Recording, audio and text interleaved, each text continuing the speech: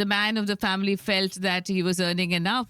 And this is a privilege that he is giving to the woman to say that she doesn't really need to work. So financial independence of women has always been looked at through that lens by society in general in India, which is the reason why only 18% of India's economy even today is contributed by women. And that's the economic participation of women.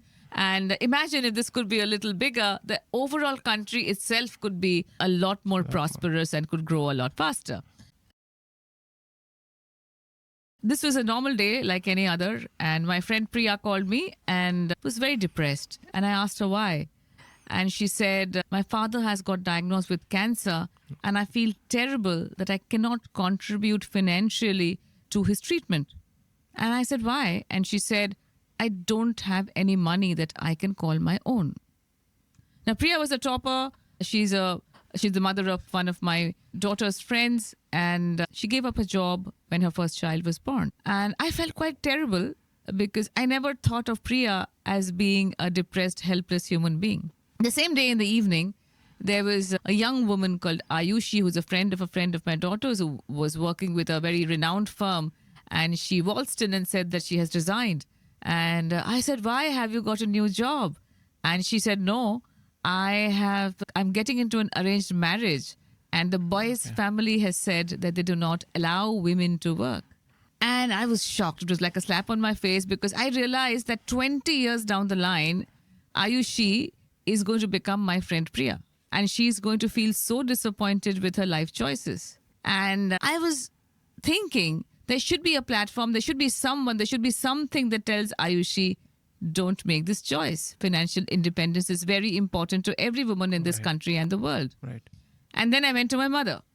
That was the third thing. And my mother is an IS officer. So I told her, this is where the country is going. We can become a huge economy if women actually get into the workforce. Look at the data, look at the statistics. There's a declining trajectory of women in the workforce. And the government should do something. The policymakers should do something. The corporates should do something. Right. And my mother asked me, what are you doing about it? What are you doing about it? I feel that it's a waste. The education and all the wonderful work that the systems are doing around women are not translating into economic prosperity for my country. And as for McKinsey, this is $1 trillion opportunity for our country. So with all of these big numbers thrown in, I thought that we should have a big and audacious goal. And therefore, it was just a line in the sand at that point in time when we said 1 million by 2025. It is 2025 today, and we are at about 850,000, strongly marching towards the 1 million goal. There are actually 5 elements of the mindset that we feel need to be changed. First of all, I think women lack mentors and role models. They lack people who look like them, who are professionally successful. 4 out of 5 girls in India have no women in their immediate network who are professionally successful. So what we try to do is build a network of mentors. We have more than 400 women leaders who are mentors at Aspire for Her, CEOs, CXOs, founders, unicorn builders who do one-to-one and one-to-many mentorship with our community. That's the first pillar we feel requires fixing. The second pillar is all about learning opportunities, skilling, upskilling, reskilling. The world of work has changed. The future of work is going to look very different from what work looked like earlier. And therefore, for the India of tomorrow, we want to get women prepared and skilled. So we want to get them skilled, we want to get them upskilled, we want to get them reskilled. Right. So this is the second pillar. We call it courses, cohorts, and learning. And we help them get into better employment opportunities and entrepreneurial ambitions. Right. That's our second pillar. The third problem that we see is the lack of storytelling and the lack of people who look like you to know about them. So the mainstream media doesn't really care about who they're portraying. And often we see that there are exceptions, of course, but often we see that the typical stories which get churned out about startups, about successes, entrepreneurship are all usually about men. And usually it's the same small set of women who keep on getting talked about. So what we try to do is every day on our platform, we celebrate women and their careers. And because we feel very strongly, if she can see it, she can be it. Wow. So that's our third pillar of storytelling, and we call that career previews and resources. Okay. And the last pillar is the community. And that pillar is very important. It's at the front and center of what we do, because it's a very lonely journey for a woman. Whether she's in a career, which is a job, whether she's in an entrepreneurial journey, both are very, very lonely journeys. And especially if you're an entrepreneur, it can be a very, very lonely, isolating kind of a journey where you feel that you are fighting all the battles alone. So what we try to do is we try to give them a safe space and a community where they connect with each other, motivate each other, elevate each other, and also try to solve problems creatively and collectively.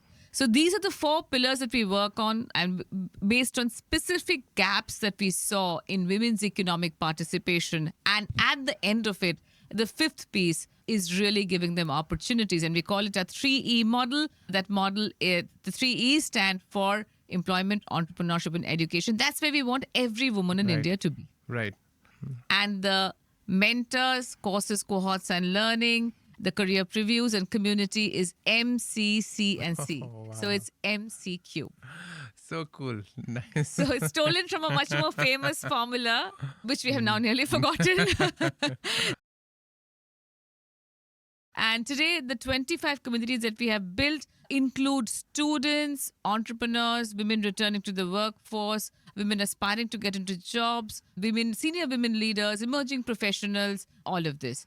So when we started, we actually realized that 18 to 25 is a very critical age for our community. Okay. Because that's where the seeds of financial independence needs to be sown.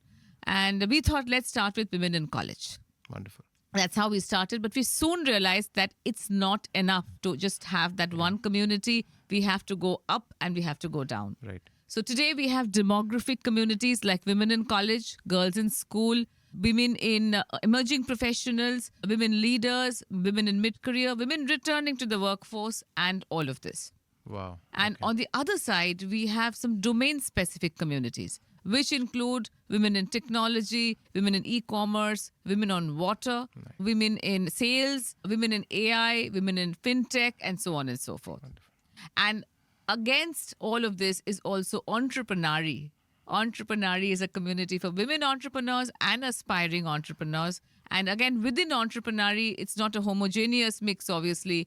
We have women at the grassroots level who are dairy workers, agri workers, artisans, weavers, etc. And on the other side of the spectrum, we have very sophisticated women entrepreneurs who are today maybe chasing their Series B, their ex-IIT, ex-IIM, ex-McKinsey, and they're coming in and also working with us. So it's a very beautiful heterogeneous community of Entreprenari. And these women are job creators and not just job seekers. I will talk to you about one special community that we built in May 2021 after the brutal second wave of COVID. And this was a community of women who had lost their primary breadwinners to COVID. All of us know that more men than women lost their lives to COVID. And this was a community called Not Alone. Because in our country, not too many women actually know about the family finances. Yes. They do not know what kind of savings the family has. They do not know the sources of income. They do not know whether there's a huge debt hanging on their head, whether the house belongs to them or not. It's quite tragic, but that's what it is. And I think it took COVID to wake us up, from that stupor. And we've done a lot of work around financial literacy. We have a concept which is called She Knows Money, where we try to get in women to understand their own money and also be truly financially independent, because even more working women, many working women are also not financially independent and they do not independently take decisions about their investments and savings. So this community of Not Alone was a very fulfilling journey for us. And not only these women, but many other women also learned about finances. We also ensured that we helped them figure out all the issues that they had using the same EQ is equal to MCQ model. Yeah.